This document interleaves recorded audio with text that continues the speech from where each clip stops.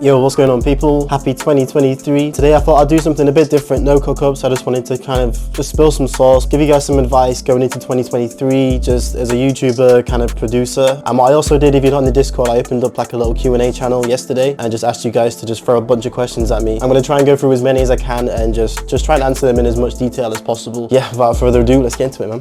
It's been a weird year, but I don't know, I feel like it's been a real good year, man. Especially for producers. A lot of people have been winning, a lot of people have been getting some crazy placements. My guy Elkin EXE got a placement on the Metro album. The whole YouTube scene's been crazy. We did the Cyprus trip, done a bunch of meetups, bunch of studio sessions. I've also just wrapped up a loop kit with J Cactus, made a bunch of songs with my guy Lats, Dangerous Dave. It's just been a busy year, man, for everyone. I hope you guys have had a good one too. Advice moving forward for 2023. I feel like these get more like wishy-washy every time I say these, just because, I don't know, you can have some like set goals, but I don't know, when it comes to setting like a new year goal, I don't think that's the way to think about it. A lot of people ask me about New Year's resolutions and stuff, but I never have anything like super in structure plans. Like I'm not like, I'm gonna take over 2023. I'm just like, let me carry on with what I'm doing, stay consistent, you know, generic advice. But yeah, that's me, man. If you are gonna set a goal that is in your control. I think it's too easy for us and like anyone really, anyone in life, like to set goals where they're like, I'm gonna look like this at the end of the year, you know, I'm gonna look stacked, I'm gonna get ripped. Whereas like a better way to think about it is,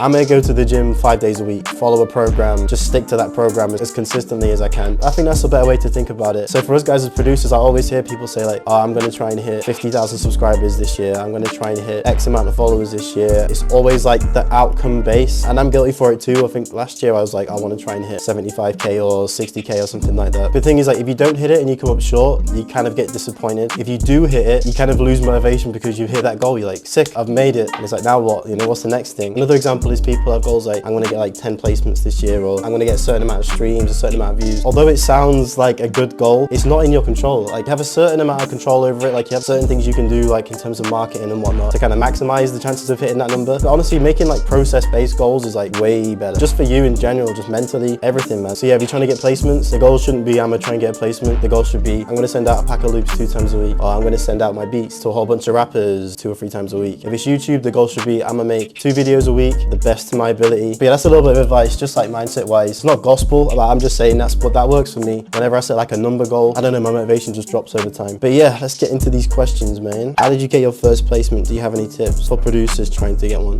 First placement would probably be, I think it was a Link Up TV one or a GRM one, but it was a long time ago. It was when I first started making beats. But the way I got that one, I was just making beats like most days, and then at the end of the day, I'd have like 2 or 3 beats that I'd made. I'm in the UK, so like the big UK rap channels are like Link Up TV and GRM Daily. So I'd go to their Instagrams, just go through all the recent drops, find the artist name, find them on Instagram, find an email. I just grabbed a bunch of emails from their Instagram and just hit them with beats, you know, throughout the week. So yeah, I just did that consistently, man. I think I did that for like 3 or 4 months. Yeah, I just managed to get a few placements through that. I think the first one was with Young Spray. The guy didn't pay me for that one though, man. He rinsed me for that one. And there's a few more. There's a guy called Guidance that I got a few with. So that was the first placement. Advice for you guys getting placements, I'd lean more toward loops. It seems like the game's like way more loop oriented. If you're not in a city where you can link up with artists all the time, then loops is definitely the way to go, man. So yeah, I just find like rappers you want to work with, go through the credits, see what producers are working with them, try and build up a loop email and try and get those producers' emails, man. That's a good way to go. Unknown C, what's your end goal? Honestly, I don't know. I ain't got an end goal for this. I'm just enjoying it. And there's certain things I want to kind of get to short term, you know, by the end of this year or like by the end of next year. Yeah, there's no like massive end goal where I want to have like world domination or anything. Just day by day, man. What are some pros and cons of being a full-time music producer? This is going to be different for anyone because my answer is going to be different because I make like YouTube videos as well as doing music and going in studio sessions and whatnot. Whereas like there's some guys that just do YouTube, there's some guys that just do industry stuff, there's some guys that do industry stuff but then I kind of like leak it into the YouTube stuff. So it's going to be different for everyone. But for me, the pros is that I can just have my own schedule. I can work anywhere basically. I can travel about, collaborate, meet other people that are doing this, which is awesome. That's probably the best thing. And yeah, it just gives me freedom, man. Like I've got friends in my hometown and it's just nice to be available for them, you know. Family's here as well, so that's kind of nice. Cons, it is like a lonely thing, especially right now for me. I'm living in my hometown. I'm trying to be back near my family for a little bit, and I live in a small town, man. No one else is doing what I'm doing in my hometown. It does get a little bit lonely. Everyone else is working full time. I kind of work their hours so that when they're free we can go and do stuff. The only other con is probably just sorting your own taxes out. That can get a little bit long, but it's not a massive con. The pros definitely outweigh the cons for sure. But yeah, that's probably my answer for that one, man. T-Mass, what is the best way to get recognized in 2023? It's not really like a cement answer. Everyone has their process. What works for me probably won't work for you. What works for you probably won't work for somebody else. Like, you just gotta find your own lane. In fact, that's probably the answer. Just find that lane you want to go for. You can kind of take stuff from me, you can take stuff from other producers and just kind of mold them into something that you want to do. But don't just go and copy someone's style because you think it works. Not because you're copying, but like that's boring to do, man. Having your own thing and just getting super excited to make that thing and make that style of beat and make that type of content, that's way more sustainable for you as a producer, you know, just to smash it out and be consistent year after year. So yeah, find your own lane and just fucking go all in. Don't worry about what your friends are saying, just fucking go for it, man. Okay, 7 Mood. As a beginner producer, I'm always struggling with mixing. Does professional equipment help to get better in mixing? And what's the best equipment that you recommend based on a low budget? When it comes to mixing, you don't need expensive plugins. There's some cool plugins out there like Portal and whatnot that add some crazy effects to your beats. But when it comes to mixing, it's sound selection and leveling. After that, soft clipper on the master, maybe a bit of EQ to add a bit of high end to it. After that, you're good. So yeah, don't worry about like getting some crazy plugins if you're wanting to mix. If you're doing like vocal mixing and stuff, then you'll need some more plugins like some good compressors, some good auto-tune, good EQs, good DSs and whatnot. But if you're talking about beats, man, just get some good sounds, get the Ethereum bundle kit for that. But yeah, get some good sounds, good leveling, and yeah, just get a clipper on the master. Okay, Prod by Tame. What's the best way to establish good connections with artists?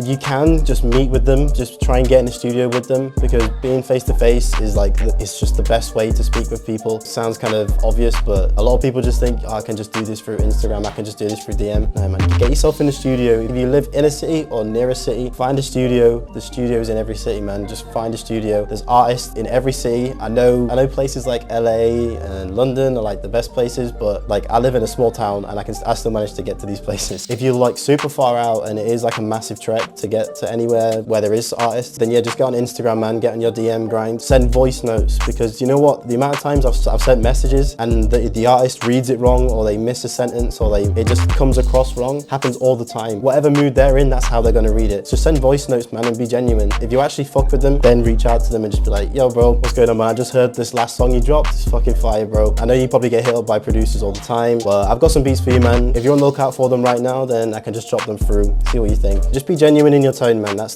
key. Okay, we'll do one more.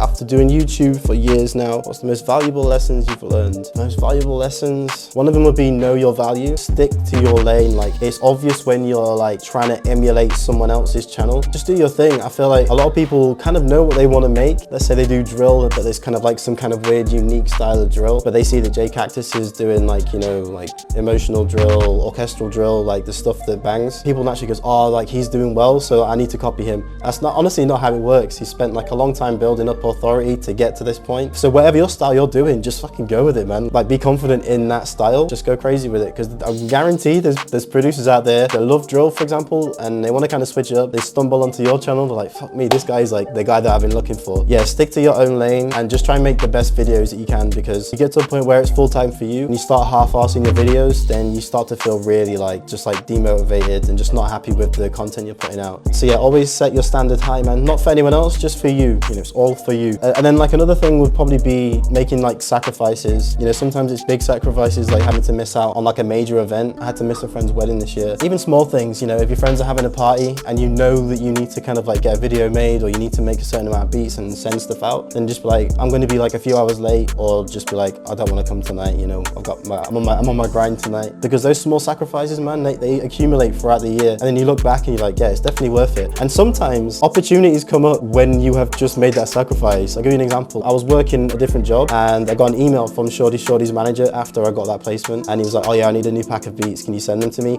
I was nowhere near my laptop. I was like, I need to leave right out. I literally was like, I need to get out of here for like half an hour. So I just went to my boss, I was like, please let me just go back to mine, get my laptop, I'm gonna be like half an hour. Yeah, he was like, all right, yeah, whatever. Let me go. Got the beat sent out to them. But if I hadn't made that little sacrifice, I wouldn't have ever been able to like pull that beat pack together and send it out. So yeah, just small things like that. Honestly, it's weird how many opportunities come up when like there's a party on, you've said you can't go, and you just stay home, and then like an opportunity just pops up. It's kind of weird, man. It does happen sometimes. So yeah, they're probably like the most valuable lessons I've learned. But yeah, man, that's a bunch of questions. I hope you guys can get some kind of value from those. I want to hear what your goals are for 2023. I did make an Instagram post and there was a bunch of those like outcome-based goals that I mentioned earlier. But I want to know what your goals are, man. Let me know in the comments comments. I'll try and go through them and read them and reply to all of them. Big year ahead of us all. Let's go crazy this year, man. But yeah, man, that's enough from me. I'll see you guys in the next one. Peace.